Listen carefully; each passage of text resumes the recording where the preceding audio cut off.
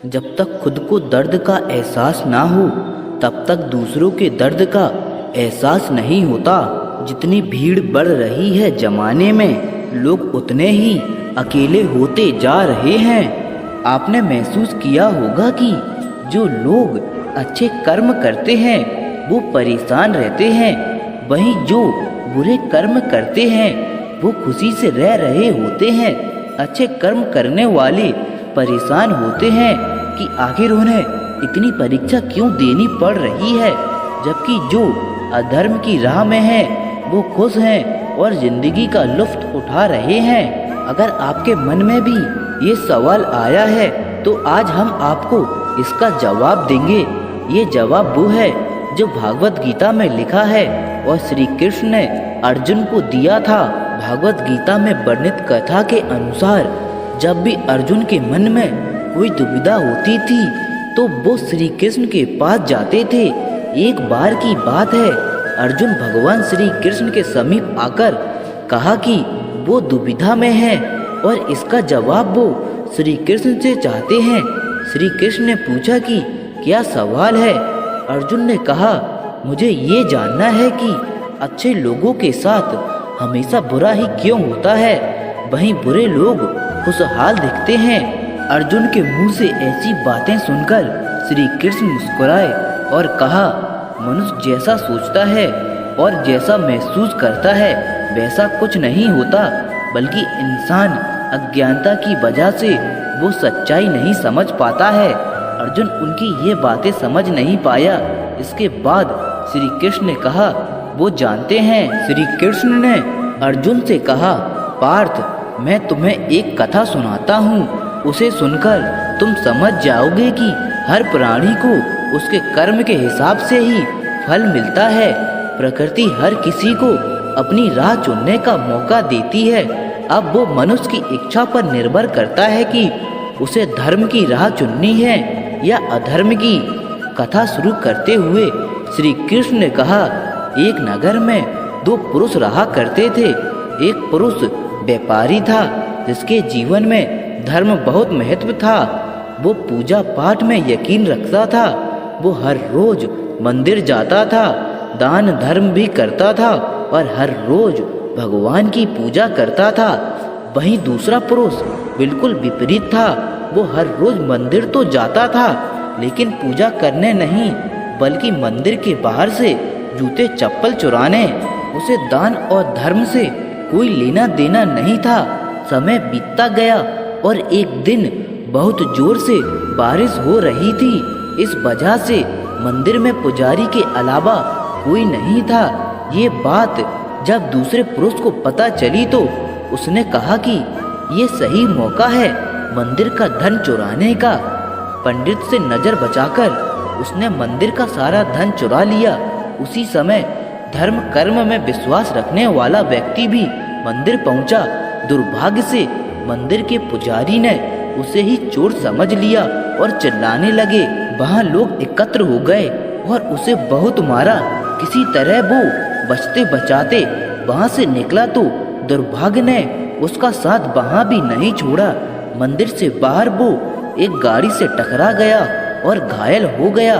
फिर वो व्यापारी लंगड़ाते हुए घर जाने लगा तो रास्ते में उसकी मुलाकात उस पुरुष से हुई जिसने मंदिर से धन चुराया था।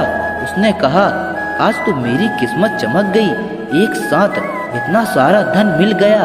ये सब देखकर उसे बहुत बुरा लगा और उसने अपने घर से भगवान की सारी तस्वीरें निकाल दी। कुछ सालों बाद दोनों ही पुरुषों की मृत्यु हो गई। मरने के बाद जब दोनों यमराज की सभा में पहुंचे और भले पुरुष ने दूसरे व्यक्ति को देखा तो उसे बहुत गुस्सा आया।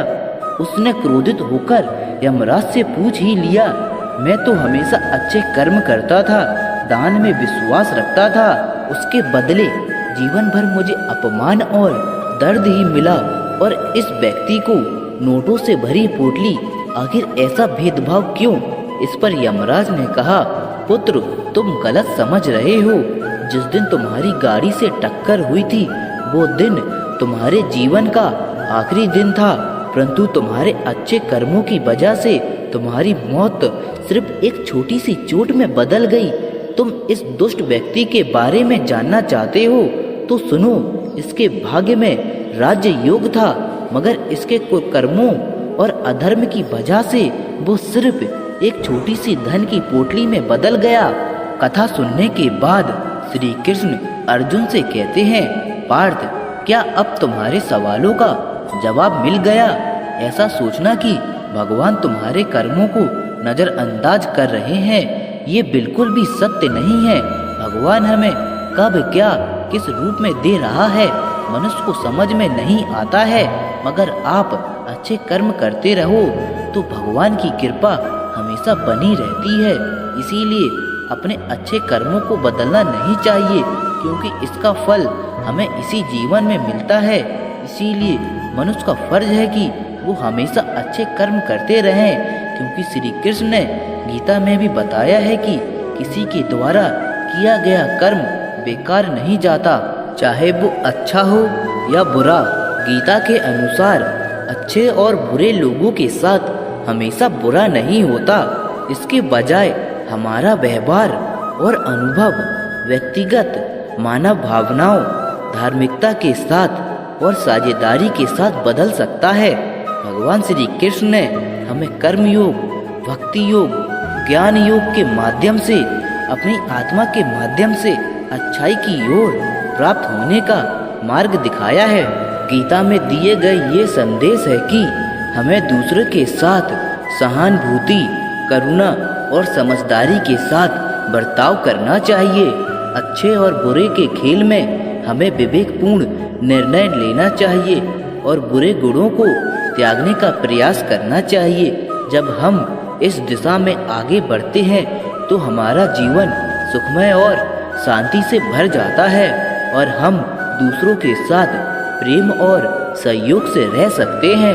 इसके अलावा गीता में दिए गए मार्गदर्शन के माध्यम से हम अपने आप को स्वयं पहचाने और अपने उद्देश्य की दिशा में प्राप्ति कर सकते हैं, जिससे हमारे जीवन का मकसद मिलता है और हम आत्मा के साथ सद्गुणों के साथ आत्मनिर्भर बन सकते हैं। इसका संक्षेप में यह माना जा सकता है कि गीता का संदेश है कि हमारा व्यवहार हमारे स्वयं के आचरण और मानसिकता के परिणाम स्वरूप होता है और हम अपने कर्मों के माध्यम से अच्छाई की ओर बढ़ सकते हैं। अगर श्री कृष्ण की यह कथा आपको अच्छी लगी हो और आपको इससे कुछ सीख मिली हो तो इस वीडियो को जरूर लाइक करें और अपने सभी दोस्तों के साथ भी शेयर करें, ताकि हमारी आने वाली सभी आवश्यक वीडियो आप तक आसानी से पहुंच सके। धन्यवाद। राधे कृष्णा।